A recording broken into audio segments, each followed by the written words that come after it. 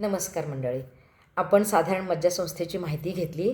आता आपल्याला Vegas ॲक्टिवेशनवरती concentrate करायचं आहे, वेगळ टोन वाढवायचं आहे, वेगस नव.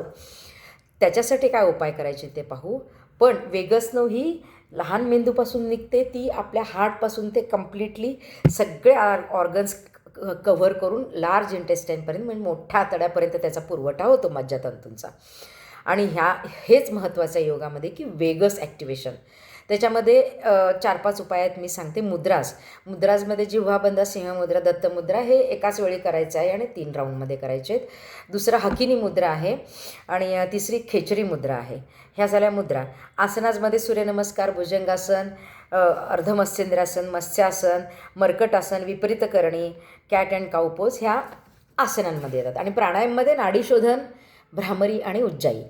आणि सगळ्यात लास्ट हे आहे वेगस नव ॲक्टिवेशन करण्यासाठी निसर्ग थेरपी. आपल्याला कुठेही अगदी त्याच्यासाठी काय फार लक्झरी नाही करायची आहे.